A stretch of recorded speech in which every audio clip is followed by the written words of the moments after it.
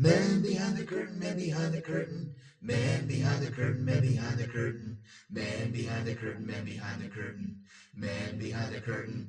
Whoa, whoa, whoa, whoa! Man behind the curtain, man behind the curtain, man behind the curtain, man behind the curtain, man behind the curtain, man behind the curtain, man behind the curtain. The podcast. Hello and welcome to Men Behind the Curtain, the podcast about everything and nothing all at once. I am Pitt. I'm Eli. How's it going, y'all? So, one thing I do want to say, I guess, just a little bit of just a lighthearted thing to start with here. I just want to remind all of y'all: make sure you drink your water and hydrate. And if you're wondering why you should drink your water and hydrate, let me introduce y'all to someone. This is, hang on, this is Joseph Biggs, and I would like to point out this man was 37 years old on the day of this picture. I am 37 years old today. And which one of us do you think drinks more water between the two? I mean, I'm close to 50 and he's 37 at that time. Bro got some city miles on him. Looks like he smokes like 2 packs of cigarettes a day as well. He probably lives off of coffee and Mountain Dew. Yeah, this is why you should smoke cigars. They're natural. Drink your fucking water. As long if you're in Mexico, don't drink it. But anywhere else, you can drink it. That's fair. I mean, if nothing else, like I just drink my bottled water. We've talked about this before. I don't drink tap. Yeah, no. Well, I don't know what it is, and like where I grew up. And, there wasn't filtered water at the time, when I was like, through certain ages. But you drank the tap water. And when I moved down here, the first time I had tap water, God, I don't know what you guys put in the water down here. It is the net. Does it come straight from the Miami River without being filtered or anything like that? I used to work for a water softener company, water treatment company, some years back. And people used to talk about how allegedly they put fluoride in the water, which is supposed to be good for you. Like, no. Like, yes, it goes in your toothpaste that you don't swallow.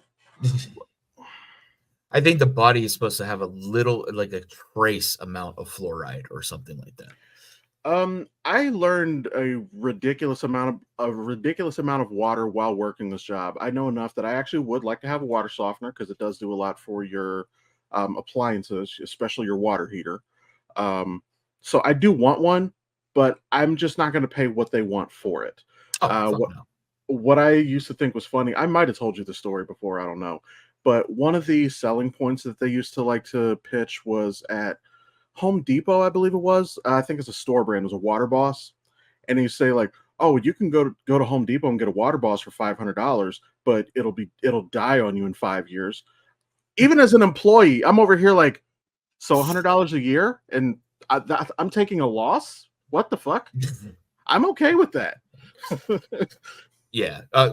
When the house I had in Springboro, there was a water softener. When we first moved in, the entire carpet was soaked because apparently it was that old and it was on the fritz, and the people that were there before us did not maintain it. And so we had to have the entire thing ripped out and had to replace the carpet in the basement and everything else. Jesus. I'd say that was a little bit more than on the fritz. I'm being generous. I mean, the thing was fucked. It was just fucked.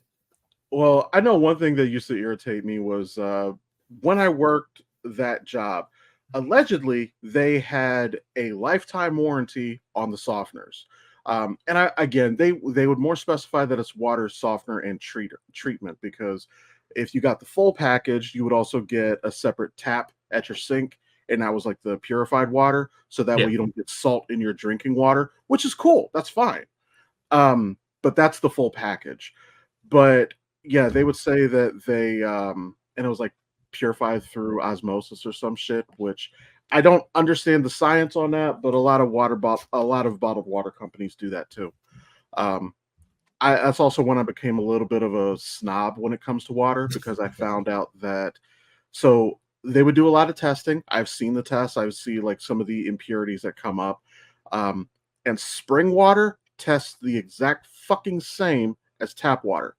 I don't Really? drink. Yeah, and honestly, I think I end up drinking a lot of my water room temp because I just don't drink enough of it. Like I don't drink it quickly enough. Bottled water, like purified water, room temp, to me is fine. But spring water or tap water, if it's not cold, it's fucking ass. So when I was doing all the obstacle course races like Spartan and whatnot, I had a trainer that was dead set against ice water because, and I don't know if this is true or not. I never did the research myself. So if somebody out there knows if this is true or not, let us know that ice water or cold water creates an enzyme in the body that slows metabolism down. I don't know if it's true. It's something worth looking into. I just don't feel like taking a good 10, 15 minutes of my time that I could be, doing voiceovers or watching a show or just fucking around doing nothing to research if this is true or not. But if somebody out there knows, please feel free. Put in the comments and be like, it's right here, you dumbass. So I'm gonna pause. I'm gonna pull my blind down because my fucking lighting is doing that thing again. Yeah. Yeah, it's fucking annoying. It's like strobing. And as Eli gets up, we're going to do a play-by-play. He's moving to the window. He pulls the blind down. The blind is down. It is dark in there again. He is a black man. Should be better now. Yes, it is. And you'll eventually hear the play-by-play of you doing that when you go to watch the I could see you yelling, but I couldn't hear any of it. Fuck, what was I going to say about... So... As far as the ice water goes, the one thing that I do know, I used to know somebody back when I used to go to church. She liked to sing a lot. Like her kids would do singing and stuff, and she told me that ice water was not good for your vocal cords. Now that makes perfect sense, but I don't know anything beyond that. I'm not sure. I had a bunch of people tell me all things were not good for my vocal cords, and they're probably right. But I like my raspiness. Some women would say it's sexy. Some women. There's one guy I follow on TikTok, although I don't do enough of his stuff anymore. He would do these voice acting challenges. Chris something, I forget what it is. But he did a video one time. He had just woken up and he's got that groggy like early morning voice. And he's like, if anybody can tell me how to do this all the time, my wife would really like it. Well, that's one thing I loved about when I was in radio, because when I started, I was doing the overnights from like midnight to 6 in the morning. And by the time 2, 3 o'clock in the morning came around, it was like, hey, you're on the air. And, you just get that really raspy, deep voice. It's like, you get that Christian Bale Batman thing going on. So, sorry, y'all. Technical issues. We're back at it. So apologies for whatever was missed right there. But I happen to see the cat's ass there. So I guess yes, as John Oliver would say, moving on. Moving on. All right, let's reach in here, work around that prostrate. We got one. Make sure I don't put this down on top of my keyboard. First one is. I know what side of the fence I land on this, and I'm pretty sure I know what side of the fence you land on this. And this is where this is probably one of the only topics that you and I don't see eye to eye on. Okay. Star Wars versus Star Trek. I mean,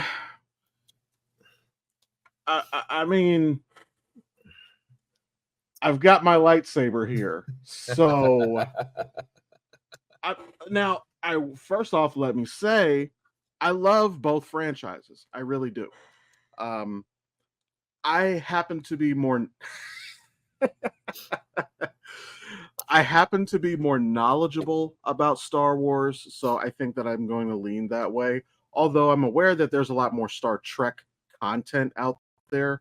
There's the original show, Next Gen, Voyager, Deep Space Nine, Enterprise, Discovery now, Picard. Not to mention there's what, 2 animated shows, I think. Well, the original animated show was from the 70s. It was what was considered phase 2. Yeah. And now we got Lower Decks, which happens by the time this airs will have already premiered, but it's every Thursday on Paramount. And Okay. that drop date's the 24th. Oh, and actually, yeah, with Star Trek, and I just named all of that without even mentioning the movies. Now, and the movies I've very much enjoyed. I've probably enjoyed the movies more consistently than what I have with Star Wars. And to be fair, with the original cast, the only one that I watched was Wrath of Khan. And the main reason I watched Wrath of Khan was after seeing Into Darkness, because I wanted to compare Montalban's Khan to Benedict Cumberbatch, which we've had this conversation before. I will still defend Benedict Cumberbatch's version of Khan, but I acknowledge Ricardo Montalban is more charismatic. He's very charismatic. But a genetically engineered soldier is not necessarily that. But anyway, to answer the question, I'm going to give it to Star Wars, but not by very much. Okay. No, and I can see that. I mean, my thing is I look at it in 2 different spectrums. You have science fiction, which is Star Trek, and then you have science fantasy, which is Star Wars. And I think Harrison Ford even had mentioned the fact that Star Wars is science fantasy. And yeah. I believe Neil deGrasse Tyson even has come out and said that. Now, I have to go with Neil deGrasse Tyson on a few things in between Star Trek and Star Wars, because as he put it, Star Trek is real fake, as to where Star Wars is fake, meaning the fact that aboard your starships in Star Trek, you have an entire crew. You got engineers, you got scientists, you got people, you got people with specialties that are working on everything to maintain the ship, keep the ship afloat or moving, because it's space. They're already floating as it is. Star Wars, every time you see somebody like, let's say on a one of the Imperial cruisers or something like that, they're all sitting at these big these computers and stuff like that, or they're walking around or they're guarding something. But you really don't see any of the engineering teams or any of the science teams or whatnot. So in that aspect is one reason I go to Star Trek, because Star Trek is something that you can actually, as human beings, you can actually strive to do. I mean, look how much different technology has come out of just the Star Trek television episodes. Tablets, automatic opening doors, Bluetooth communication. These were all things straight out of Star Trek that eventually became part of our daily lives. But to backtrack a little bit, Star Trek and Star Wars are actually part of the same universe. Really? So, your favorite Star Trek movie, First Contact, the one with the Borg when they went in the past to stop Zefram Cochrane. So, if you're watching the battle, this is what's interesting, because the special effects team for First Contact was actually Industrial Light and Magic, which is George Lucas's company. The lead content developer was the same one who's the lead content developer on the prequels, the Star Wars prequels. Huh. So you can actually catch a glimpse of the Millennium Falcon flying past, firing at the Borg cube. Thus, I gotta look that up. Thus making the Millennium Falcon, which is part of the Star Wars universe, canon in the Star Trek universe. Here's where it gets even more interesting. Here's another tidbit, Easter egg for you. At the very end of Spaceballs, when Lone Star and Barf go to that diner at the very end, towards the end of the movie, when they're, with the thing that pops out of the guy's chest from Alien and stuff like that, you can find sitting on the platform outside the diner as it pans in the Millennium Falcon. So therefore, Star Trek, Star Wars, and Spaceballs all exist in the same universe. So, yeah, I just Googled it, and yeah, like this blurry image looks a lot more like the Falcon than the one that's supposed to be clearer here. Yeah. But yeah, I can see what you're talking about. Holy shit. That, although that would make the Falcon a very, very old ship, because they keep saying, like, the whole premise of Star Wars is a long time ago in a galaxy far, far away. Yeah. So I mean, So and this is my debate topic, my reasoning for that. So Star Trek is humanity's future, yeah, and Star Wars is basically, because it's a galaxy long time ago, far, far away, so you can almost take it to where this Star Wars took place in humanity's future way, way, way, way, way back when. However, if you want to throw things in there with the Borg with the Borg quantum singularities and the time stream and stuff like that, and the temporal prime directive and stuff like that, it is very possible, because now we start running into the whole multiverse issue with like Marvel. And next thing you know, that's the last thing I want to see, though, is Disney buy up Star Trek, because I do not want to see a Disney Star Trek. I'm sorry. I'll agree with you about that. As much as I do enjoy Star Wars, and I don't hate a lot of the newer Star Wars content, Kathleen Kennedy is not the person to be at the helm. She even tried to say that it is a rite of passage to be given your lightsaber from a previous master. No, the fuck it's not! You build your lightsaber. Yeah. That's the fucking... Oh, yeah. Yeah. She completely fucked the canon with that.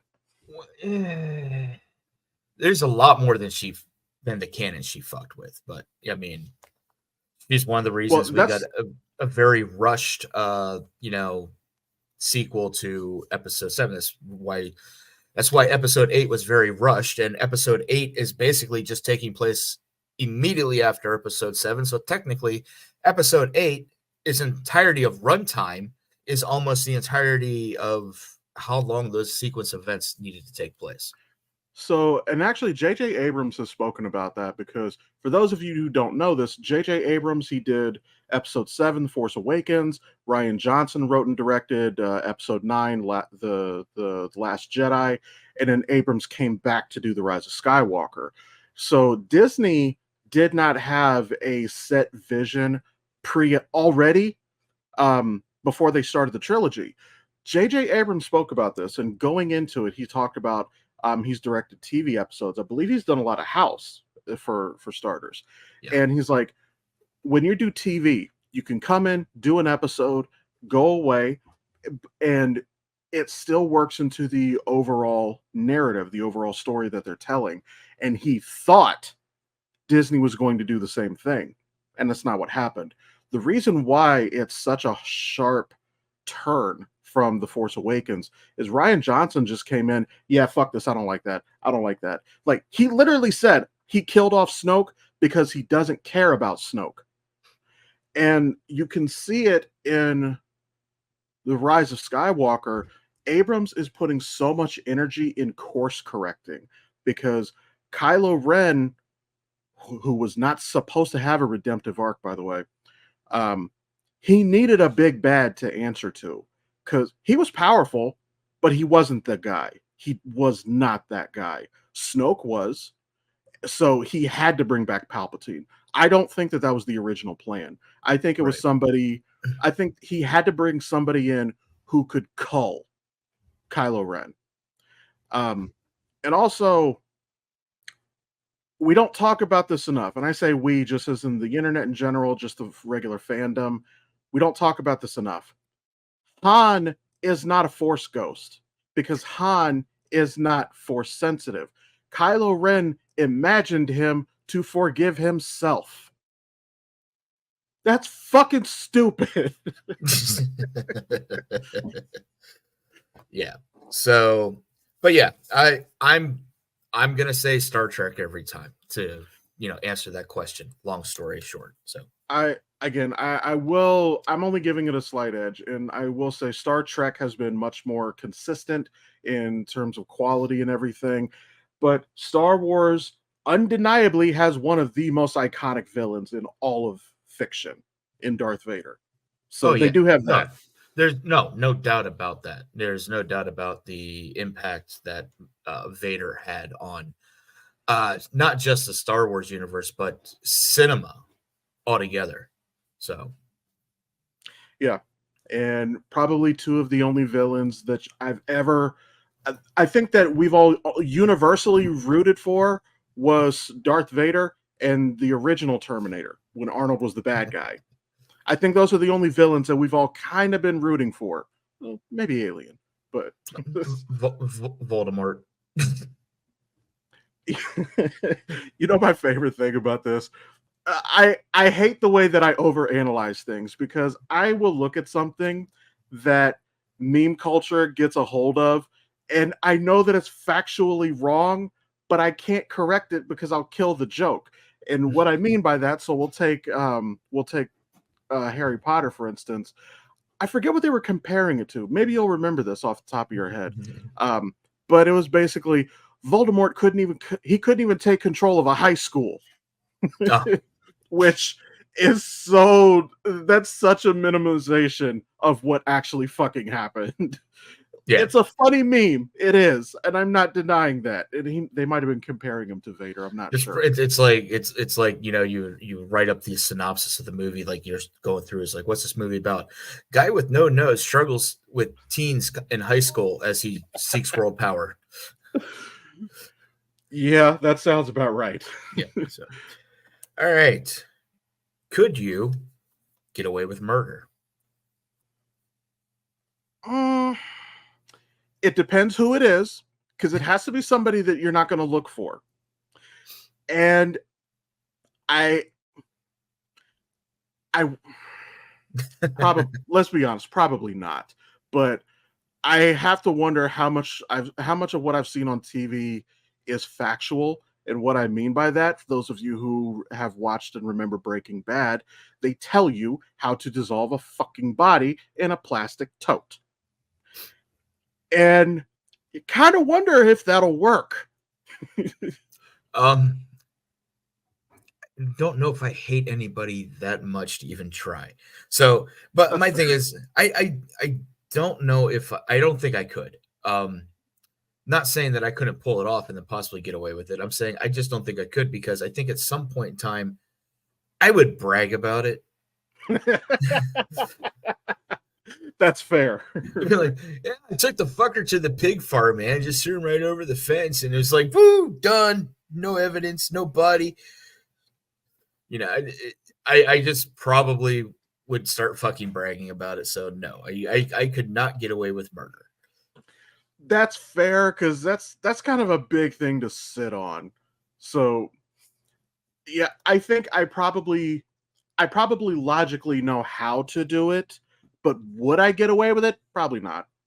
Isn't there a television show, How to Get Away with Murder, where she's like a lawyer?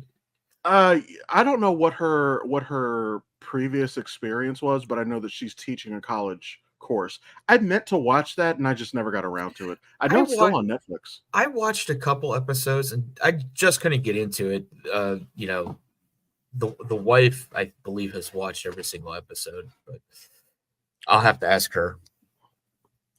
Yeah, like and I love Viola Davis. It is Viola Davis in that, right? I think it is. I love Viola Davis. She's fucking great as an actress. Like she's done so many good roles. But yeah, that was just one like I never sat down to watch it. Yeah. As a side note, she's actually one of the few actresses I believe that they're keeping in James Gunn's DC, which I love that because she's so fucking good as Waller. She's so good. Oh, yeah. She portrays that character to a point. It's like a love-hate. I hate to love her, yeah, but I also love to hate her at the same time. Because that character, I mean, even when she just did the small bit part in like Peacemaker. Yeah. So in I don't remember what story it was. She's one of the only people who brought Batman to heel. Because I don't know if she knows who he is, but she's got the resources. She can find who he is. And she basically threatened to expose him, and he backed down. And it would make sense. I mean, she's like, as you said, she's got the resources, so I wouldn't be surprised. I mean, she she pretty much knew who everybody was, like on the Suicide Squad that she has put together, and then some. She had all sorts of resources. So I don't know. Maybe at some point in time, she's already working with Wayne Tech or something like that. That'd be something interesting to delve into. Honestly, I wouldn't be surprised to find out that she's broken into the patent office and probably stole a couple of Wayne Tech things. Because that just seems like her mo. Maybe she's like Lucius Fox's like niece or something. Oh, that would actually be a really fucking cool twist. Although, as a side note, you mentioned like Harley Quinn and Suicide Squad and all that. I have watched a little bit of Max's Harley Quinn show. I do enjoy it. I just haven't made the time to sit down and watch all of it. But I love the clip when they get Batman and unmask him, because Joker loses his shit over this. Have you seen it? No, I haven't seen it. He's so. First of all, it's an adult show. Everybody's cursing, which is a little bit weird coming from the Joker, because even Heath Ledger's version holds himself to be a classier criminal, even though there's nothing classy about what Heath Ledger's doing. But so hearing him cuss is a little weird. But they take his mask off. He's pissed off at Scarecrow because half the fun was in the mystery of it. And then he starts going on Bruce. Hey, Wayne Tech promised us electric cars. I even put in a deposit. Where's my goddamn electric car, Bruce? It's an awesome fucking clip. I'm going to have to check it out. All right. Weirdest thing to name a pet? I'm not sure. A weird thing, probably when people give their dogs or their pets like regular people names, like when you have a fucking Labrador named Joey. Who the fuck thought of that? I can't think of a specific one off the top of my head, but I guess that would be it. It's just when you give them like a regular name that you would give your kids.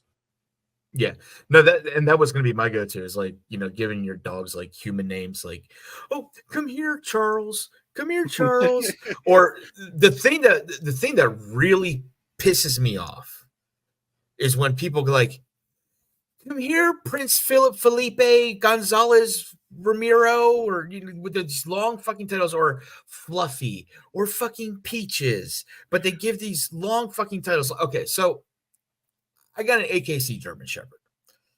His name is Loki. He got it from his grandfather. His grandfather's name was Loki, but his grandfather's name was Mystical Magical Loki. What kind of fucking dumb name is that? And if you happen to be the breeder, thank you for my dog. I absolutely love him. But fuck, name your fucking dog. So I can pull the fucking sheet down. I can go through his entire fucking family tree, and every single one of these dogs has the dumbest fucking names. It's like, oh, well, here's Stanley Eyeglasses. And, and I'm looking at random shit that's like on my fucking desk. And it's like, it's like, oh, and here we have Periodic Table of the Elements going for his 6th run through the dog track. It's like with people who name the fucking horses, it's like, give them a fucking name. Give them a name that matches their fucking personality, or whatnot. Just don't fucking give them 6 fucking names together and put Prince or Princess in fucking front of it. The horses, I can kind of understand that, because, and you probably know this already, but those professional race horses, they cannot ever repeat a name.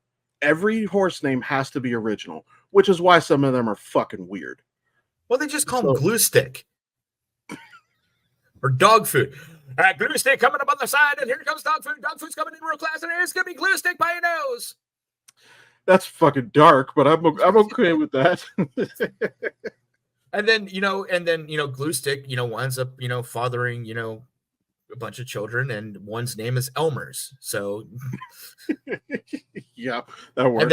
And then there's Hodgepodge or Modge Podge or whatever that fucking shit is. All right. I don't know if race dogs have the same rule though. I don't know. I just think people need to use fucking names for dogs, except Fluffy and Peaches and fucking As a Toby. You know, if you have a fucking Chihuahua, name it fucking Churro or something like that. Okay. as a side note, there was a kid in my high school that they used to give him shit because his name was Rufus, and it was like they give him shit because like that sounds like a name you would give your dog. All right, this one's going to lead us into some great political commentary. I already know where this is headed. Oh boy. Biggest thing you would change about our current society? Well, obviously, I would say universal healthcare.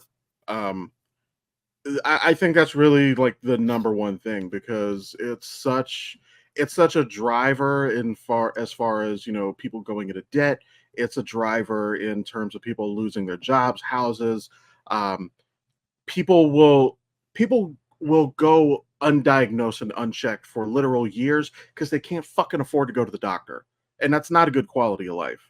So that's a hill I will die on. Now, as somebody who works for a health insurance company, if that ever happens, I could potentially be out of a job. Honestly, I think what would really happen is just whoever is the federal provider is probably going to merge all of the individual companies, and that's probably where I would end up going. But yeah, as somebody who I don't know where I would be working if we had universal healthcare, I still fucking want universal healthcare. Yeah, I definitely agree on the universal healthcare. I I could throw in other things like affordable education. You know, nobody should, as you say, nobody should have to go into debt because of their own medical reasons and stuff like that. I don't think anybody should have to go into debt for bettering themselves with an education or anything like that. I'm not saying make it entirely free, but I'm saying stop, using it to gain money and whatnot. I understand you have private and you have, public and whatnot, and they need to make money at something. But the thing is the way the student loans in this country are set up, it's killing people because there are people that have gone to school that in 10 years haven't really made an impact or any dent on paying back their student loans because of the way those loans are set up. Yeah. So No, one thing I was gonna say with that, so just yeah, I can understand how certain things might cost a little bit more. Like if you want to be a doctor and you have to go to college for 7 years. If you have to come out of pocket for that, I can kind of understand that is a concession that I will make, but I don't think they should have to come so fucking far out of pocket. But one thing I will say, and I actually used to love using this argument because when Donnie started getting into politics, they said, well, he's a businessman and we should run it like a business. Okay, you know one thing that they do in business? Reinvest. You have to spend money to make money. So reinvesting in your population, in your country, would mean helping people get fucking educated. Yep. Because the more educated a population you have, that's how you get the engineers and the doctors and all of these other jobs that do actually help to push society forward. Nobody can fucking afford to go to college to be an engineer, so we don't have any fucking engineers. And that's really how, y'all cry about immigration. First of all, Jose is not coming to take the engineer's job. They're safe. But like when we do get a doctor from, we do actually have people who will go abroad, go to England, go to India, whatever. They'll become a doctor there and then come back to the US because it's too fucking expensive here. Yeah. And another thing I was going to mention, because you were talking about it can potentially lead into the political conversation, is I am so fucking tired of a two-party system. We absolutely need a third party. And the argument that I always make about this is that I've watched just over my lifetime that the two parties, especially in the last 10 to 15 years, they seem to be focused mostly on not sharing anything, not having any agreements. They just get further and further apart. And the majority of us as citizens are somewhere in the middle. I say the majority because, again, I'm further left of what we consider to be Democrats, which actually are not fucking left. Honestly, in the political spectrum, they're not. But a lot of things, I think a lot of us can fall in the middle, and those of us who fall in the middle, we get fucked. So if we had a third major party, then I think it would be a more centrist party. I think I could be wrong about that. Uh, honestly, who the hell knows with this country? Because you can make the argument that we do now have a third party with what took place in 2016 with that election. So now you have your Democrats, you have your Republicans, and now you have whatever this extreme right happens to be. It's kind of a third party, kind of not, because they kind of cannibalized themselves. Yeah, no, and I mean, but you can make the argument that the fact that we may have already picked one up, and it's not the third party we wanted. No, it's not.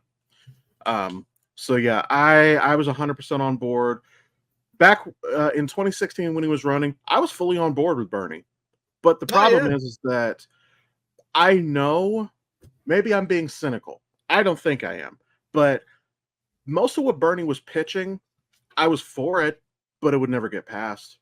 Oh, Congress would never pass the fucking bill. No, and that's one reason that when he ran in 16 is he switched from independent to Democrat.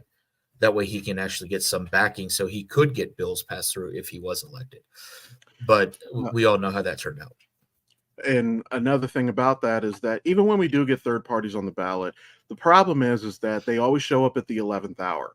And it's like, you can't show up right at the end and expect to get any votes. It doesn't fucking work like that. I don't think that a third party has a chance in hell until they can make the debate stage, because I can research them. Actually, I like getting mail-in ballots because there'll be issues on the ballot that I have no fucking clue about until I look at the ballot. But if it's a mail-in, I have my paper here. I can research it over here and actually make a somewhat informed decision when I actually mark it down. I try not to just go down ballot, but honestly, this year, I don't know if there's an alternative right now. Well, I've already voted. That was sent in the mail the other day. So one of the candidates, Jill Stein, has already withdrew from the race. So any votes for her are not going to count. And it actually came with a nice big flyer, and it says Jill Stein is no longer part of the race, blah, blah, blah. You vote for her, it won't be counted. My thing is, when I'm going down to make selections on who I want to be my representative, there were certain positions, there were certain officials that were running unopposed. And I do not feel that should ever be the case. If you're on a ballot and unopposed, guess what? I'm skipping over your name. I'm not going to vote for you anyway. I don't care if you're Democrat, Republican, or whatnot, or what you believe in. You're unopposed. I'm not going to vote for you, because there's no way in hell I'm going to be able to pull up and find out what you stand for, because you're not out there trash talking somebody. You're not trying to push your vision. So nobody should ever be running unopposed on any ballot for any official position. I'll agree with that. I know sometimes, like, maybe they just live in a really small town and there's just not any opposition there. Like, nobody cares to run against it. I'm aware that that does happen sometimes. But, I mean, let's be real. So, if you run unopposed, if nobody votes for you, nobody, what the fuck happens? Like, does anything change? Really? Like, I don't see the point. Yeah, Sheriff Roy Cooper is still Sheriff Roy Cooper. Yeah. I don't know who Roy Cooper is, but, hey, Roy, if you're a sheriff, let me know, because that's just fucking funny as fuck. As long as it's not the fuck is his name, Barnaby or whatever the fuck is. I'm trying to remember. It was one of them black and white shows. I can't think off the top of my head. Oh, from the Andy Griffith show. Yeah, him. Barney with the bullet. Let me get my bullet. Yeah, he was a fuck up. So maybe not him. No.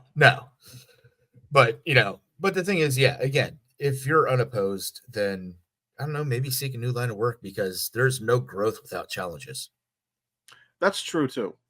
And we can see that all the time just in, I mean, you can look at sports, you can look at any competing companies, is competition. Yes, competition drives improvement. Again, I've talked about this before. I'm a wrestling fan. This is the easiest example that I'll give. When Vince McMahon bought out his competition in WCW and ECW, his product went to shit because who the fuck could compete with him? They were literally too big to fail. At that point, like there's nobody to pull ratings from him.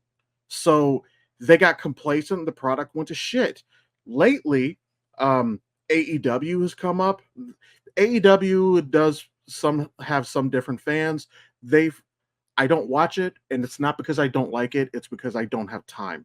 I had to make a decision, and I don't want to watch wrestling 5 nights a week. So I just picked 2. But AEW, to my understanding, mostly focuses on the actual wrestling, not so much storytelling.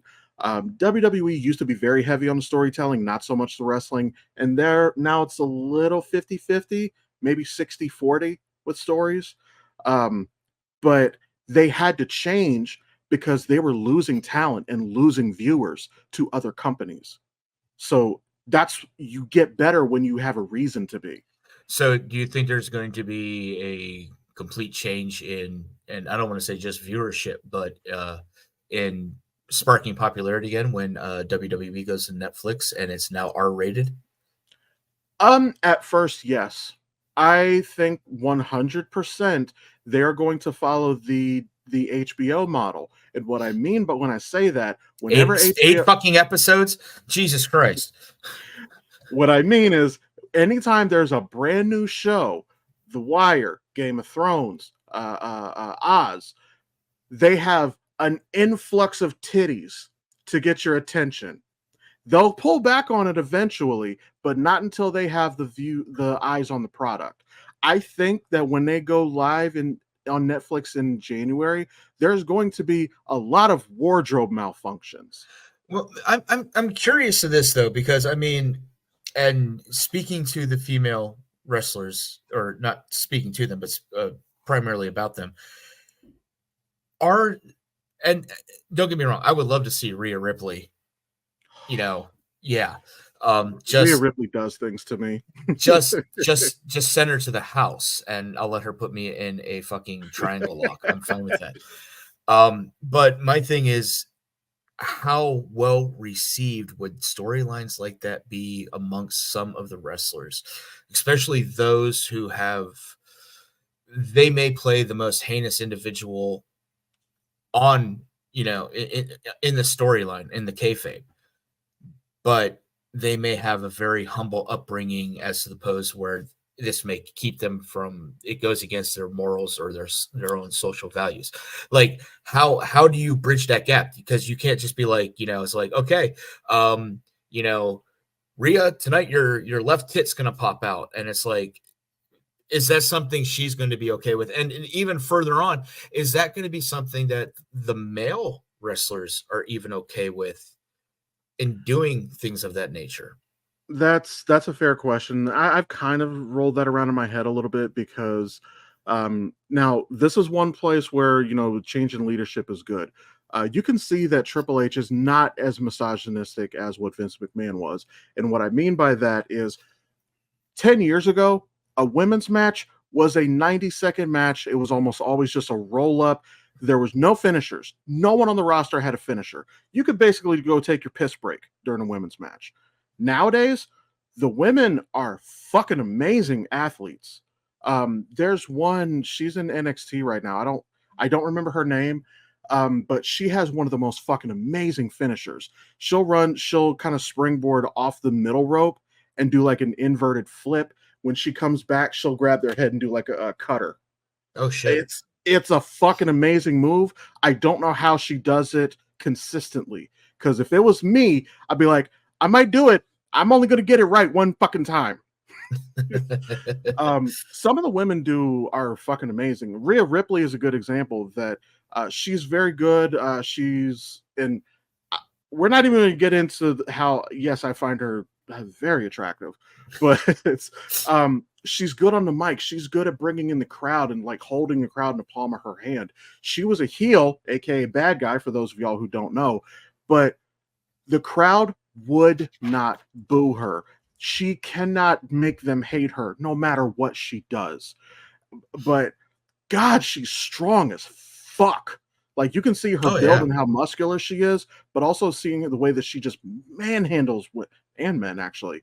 Like, she's legit. Oh yeah. And for a long time, that was a once in a while thing. That's not the case anymore. But to answer your question, some women, I think it's going to depend on a couple of things. Here in the US, we're a lot more squeamish about nudity. But over in the UK and stuff like that, Ria's Australian, which I know is not the same thing, but still it's overseas. They're not as squeamish. They don't even think it's a big deal about nudity a lot of times. So some of them may not care as much. Some of them may feel it's a bit exploitive, which it kind of is. I'm not going to lie. Yeah. Um, but this is where I was going, is that McMahon would not have given them an option. Right. And you can tell that just based on a lot of the shit that happened back during the Attitude Era. I remember like they had fucking a bra and panties match. Like literally the match wasn't over until one of you was in your bra and panties. You had to strip your opponent, which as a 16-year-old, I was loving it. But I watched it, like I think back on it in my late 30s, like, ugh. Like that wasn't cool. Yeah. No, and because correct me if I'm wrong, but technically the wrestlers are what's considered independent contractors. So Yeah. is it one of those things? And I don't know pretty much how that goes. I mean, it's just basically like a 1099 or something like that. But is there? I do know they sign contracts to where, hey, we're paying you this amount for this many appearances and stuff like that, because we heard all the stories about like with Jeff Hardy and the Undertaker's contracts and stuff like that. Back in the day. But my thing is like, can you as a wrestler have written into your contract as a stipulation that you will not do nudity, or you will not be put into certain predicaments or storylines as such? I mean, the swearing is probably, I don't think That's I can going say way up. yeah. I mean, I can sit and watch and I can hear them swear in the ring sometimes when they botch a move or they land wrong or something like that. You can hear sometimes go like, fuck, or at least read their lips. But it's one of those things like, can those stipulations be placed in those contracts? And if so, how detrimental would stipulations as such be to those performers still being able to perform within WWE? I think it's going to be a lot like an actor with their contract and with how they do movies. I think some of it is going to depend on the star power of that particular person. It's also going to depend on the company's willingness to play ball. Could it go in the contract? Absolutely. If it's not in the contract, though, if the company really wants to push it, they can tell them, hey, you're an independent contractor. You have no rights. You can play ball and do what we told you to do, or you can kick rocks. So this is really it's going to be very telling of their leadership. And I'll give an example, just what I was talking about with some of the actors contracts. I didn't know this. I have a friend who told me in Kate Beckinsale, like with her contracts, I think this might have been her contract with her agency or whatever, because I don't know how this works. She never ever gets hung upside down in any of her movies. The reason for that, I didn't know that Kate Beckinsale had implants, that she got an augmentation done. I wasn't aware of that because, and I don't mean this misogynistic, but like her frame, like it looks natural. It looks like the Yeah. right size and all that. But the reason she doesn't want to be hung upside down is that when she's upside down, you can see that it was a botched job. Oh.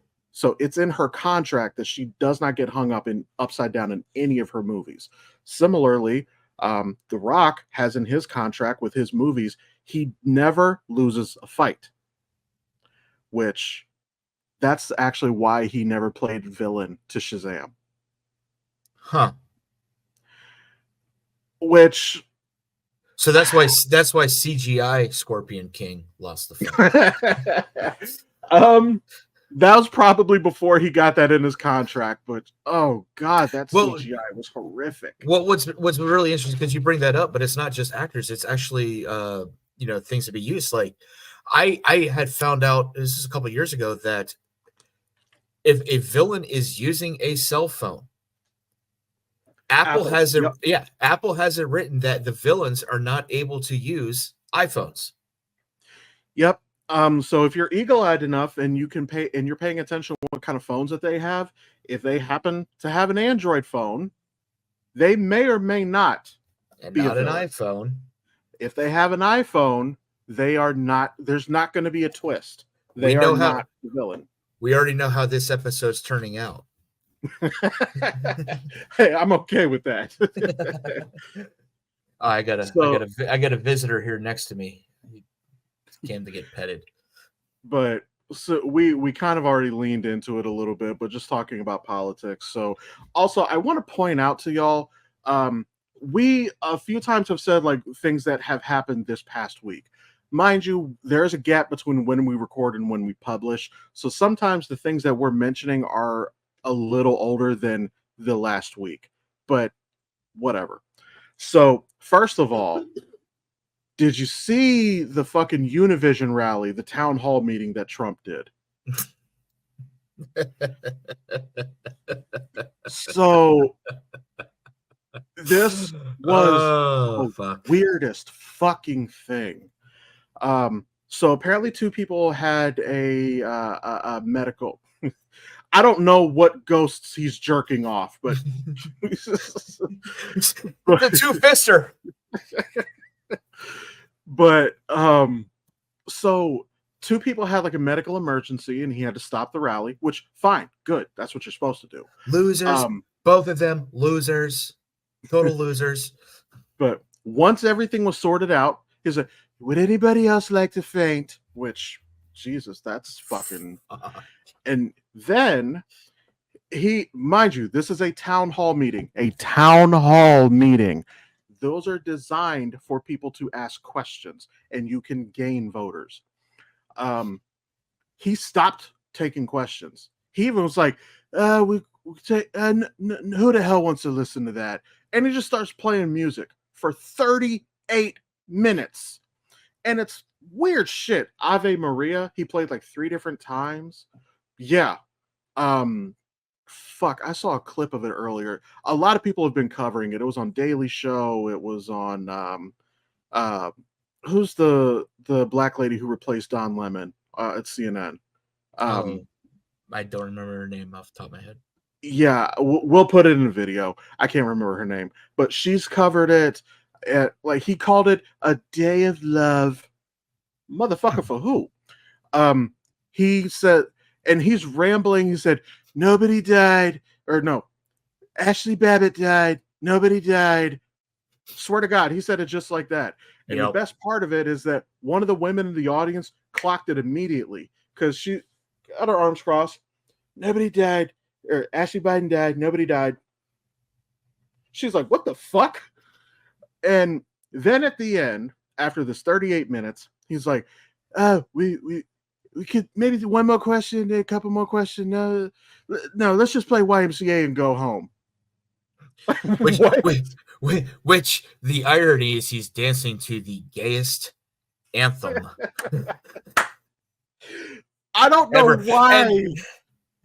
And what's great is fucking Kamala. Kamala pointed it out too in an interview. Well, actually, it wasn't Kamala. It was Maya Rudolph playing Kamala on SNL with Alec Baldwin playing the fucking Fox commentator. But still, it still counts as Kamala pointing it out too. It's like, I was, he should have just followed up with Rhinestone Cowboy or some shit. Honestly, at this point, I would not be surprised to see Trump play the fucking Screaming Cowboy song. And for those of y'all who don't know what I'm talking about, I'm just going to show a still of it because I guarantee you've heard of this, at least as a fucking meme. So when I say the Screaming Cowboy, I'm talking about this fucking guy. I guarantee you this is in Trump's rotation. Oh my God. I completely forgot about this dumbass. I guarantee you this is in his playlist. Oh. I got it on repeat. And then you mentioned Kamala with Brett Baer, and that was a fucking terrible interview because he was disingenuous, he was misleading. The whole enemy within, they completely edited the clip to make it look favorable, and she called him on it. Yeah. Because she's like, you didn't play the part where he said the enemy within. You played a very specific part of that clip. She called him out on it. She held her own. And here's the thing, MAGA, please understand, this is what it looks like to be pressed and hold your ground, and you don't have to attack the person interviewing you. She never did that. She held him accountable for calling bullshit, but she did not attack his integrity. She should have, because honestly, he was a fucking twit. He has no integrity. He's a fucking Fox News fucking commentator. So no, he's got no integrity whatsoever. But one thing that I do want to point out is, so at one point in the interview, he was talking about, he's talking to Kamala. He says, you met with him at least once a week for 3.5 years, and you never had any concerns to communicate to the American people. And to be fair, she did dodge the question a little bit.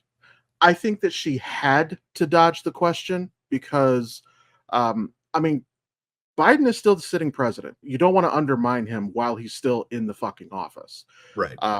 And that would make her look like a backstabber. Like, she kind of had to dodge the question. However, I want to point out, if y'all feel like she dodged the question, I don't disagree, and it's a fair criticism. However, you do not get to play that card while your guy stopped answering questions for 40 fucking minutes. And I also want to point out, this is not a whataboutism. A whataboutism would be if I did not acknowledge what happened with Kamala and I completely diverted the conversation. I am acknowledging she did not answer the question, but we also have to mention how he didn't answer. He wouldn't even take a fucking question. So, well, the thing is, even the questions he does takes, he doesn't answer. There was a young woman asked him about reproductive rights and whatnot. And he basically skated, he was talking about how, both parties this, both parties that, this is put in place, some 50 years ago. And he just never directly answered the question, but he did want to point out that he was the one who got Roe versus Wade overturned. Yeah. And I'm the father of IVR. What the fuck does that even mean? You didn't create it. Like, what? Like, I have no clue what the fuck that's supposed to mean. And the fact that, and whenever he talks about it, he always talks about how it was on state ballots, and a lot of states voted a lot more liberally than I would have thought. That's because you're out of touch, Donnie. Yeah. So I want to reiterate to the people, so we can move off the politics a little bit. I want to reiterate, Valmont, the Black Raven Chronicles, December 1st, it drops. There will be a listening party, all sorts of things going on. A lot of work going into it, a lot of great talents. We're going to drop again the links and everything so you can check this out, get a couple ideas. There is merch, and I just saw that new shirt drop the other day and the coffee mug. And I need to get the black coffee mug, the one that came out with the I want the Wolf's Den. Holy That's cool hell. too. Did you see that? That was like Jackie did fucking amazing on designing. Jackie did phenomenal work. We'll put Jackie's information in here too. Maybe she might get some time to do something custom for you if you pay her. So we'll give her information as well. So one other thing I was going to do. So we're normally over on time, but since we had that little flub, we're going to edit that out just a little bit. So we got a couple more minutes. We can end on a positive note here. So one of my mutuals on TikTok made a video, and we're in Halloween season here. What's a movie where if it wasn't for plot armor, there would have been no survivors? Oh, not for plot armor. Well, the first thing that popped in my head, and it's unrelated, was Raiders of the Lost Ark, because Indiana Jones is completely irrelevant to the whole movie. If it wasn't for plot armor, there would be no survivors. I honestly don't know where to begin with that. Being the fact that we're coming up on Halloween, I guess we're talking some kind of horror movie or something like that. Well, yeah, he specifically said horror movies, but you know what? I'll expand the conversation. We can talk about any of them. I'll give a couple off the top of my head. Uh, I've mentioned before, like with the Die Hard movies, John McClane is not that fucking good. He's a lucky, lucky son of a bitch. He really is. Yeah. But if we're going to talk horror movies, Alien. There, honestly, Yeah. Ripley should have gotten fucking. She was a sole survivor in the first movie, and he was on the fucking escape pod with her. She should have been dead too. Yes. Yeah. Let's see. Since we're gonna expand to Alien, yeah. When we expanded, I was like, yeah, Alien. I'm gonna take pretty much everybody's top 10 movie, The Goonies. Okay. I mean, you're not going to escape a deadly mob family in a diner near the friggin' ocean. So, Actually, you know what? They got lucky as fuck having something that could hurt him.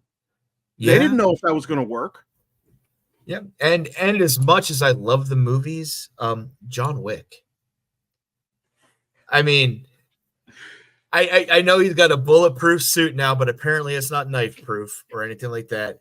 And when you fall fucking 10 stories from a fucking building and hit your back after being shot and hit your back 3 fucking times on the way down and land flat on fucking brick pavement, you're probably not getting up after that. But at least not quickly, because they looked over the edge and he's fucking gone. And somehow he made it to the Bowery. Yeah. Like, it's just, I mean, great movies. I mean, they're great action-packed movies, and I do love Keanu Reeves, even though he's a good actor. He's not a great actor. He's a good actor. And for the roles that he is given and the scripting and whatnot, he does do a good job. But, I mean, if you were to put, let's say, a performance from Keanu Reeves up against somebody like, let's say, Daniel Day-Lewis or something like that. So the way I would phrase that is Keanu Reeves is a good actor in his lane. He is not a versatile actor. So, yeah, Daniel Day-Lewis is a good example. Robin Williams, of course, was a good example. Honestly, Ryan Reynolds is better than you might expect. Like, have you ever seen him in Buried? Okay, I have, and don't get me wrong, I love Ryan Reynolds, but for me, he's playing himself in every fucking movie he's in. Free Guy, The Adam Project, Deadpool. Most of the time. Buried was an exception. I did not think he was capable of that kind of a performance. He is fucking good in Buried. All right, I'll have to go back and check it out. I did like his portrayal in If, the imaginary friend movie that was written by John Krasinski. It is actually a really great movie. Every role in it, every actress, every actor, right down to the cinematography, set direction, and everything. It just all around wonderful movie. If you haven't seen it, go check out If. It's on streaming platforms right now. But yeah, Ryan Reynolds, I mean, yes, it was a little bit of his character and whatnot, but there was a touch of a serious note to it. And it was coming, and it came through, and it's like, okay, this is something wonderful, and yeah. But there's just some actors that like, those who stay in their lane, as you're saying, Keanu Reeves, Ryan Reynolds, Seth Rogen, all and hell, let's throw The Rock in there. Yeah. these actors, you know, they're going to be great in these set specific type of roles, these set specific type of movies. So when you actually get somebody stepping out from those particular things and nails the job, let's take Jim Carrey, for instance, in The Majestic and the number 23. Now, the number 23, it's an okay movie, but his performance, his performance was fucking phenomenal. Just like in The Truman Show.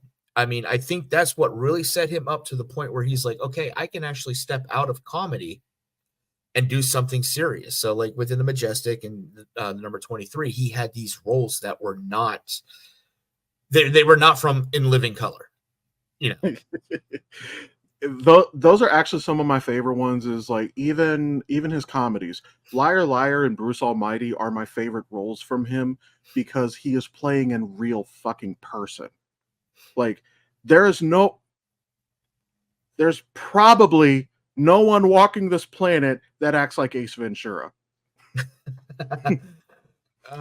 Sober or drunk? That's a fair question, but I was referring to sober. Okay. But yeah, like and actually, you know what? As a kid, I didn't realize how good this actually was. But when he did his he solved the case in the second movie, and he's like, "Let's rewind that." Like, not everybody can do that. Like, yeah, that actually took a lot of fucking skill. Like, as a kid, I just saw him being silly, but like, no, like that took some fucking talent to do that. Yeah, absolutely. So, but yeah, I mean, when these actors can step out of their singular type lane and pull off something phenomenal, it's great. Yeah. But I guess that'll be a good note for us to end on. Just a little bit of movie talk, something not as serious. But thank you as always for watching, you guys. Feel free to like, share, comment, engage. We'll go ahead and put the links in this to, you know, especially with Valmont and the merchandise. Please check that out. We're less, what is it, about 40-ish days? 41? Yeah, like, and I'm actually I'm actually pretty excited for this, honestly. I really am. Yeah, I'm really looking forward to it. With what I've been doing, I've been enjoying it, and just let people know this is episode 8. So next time you see us, we'll be on season 2. All right. Actually, I think this is 9. Is it? Oh, so then this is season 2, episode 1. Right. All right. So again, thanks for watching, you guys. Feel free, again, like, comment, share, subscribe. Subscribing is free. You can just hit the button there on YouTube. And, you know, leave any comments that you want for the, you know, any of our random topics. Yep. Just right down there, or email us at menbehindcurtain@gmail.com. All right. Thanks, you guys. Have a good one. All right. Take care.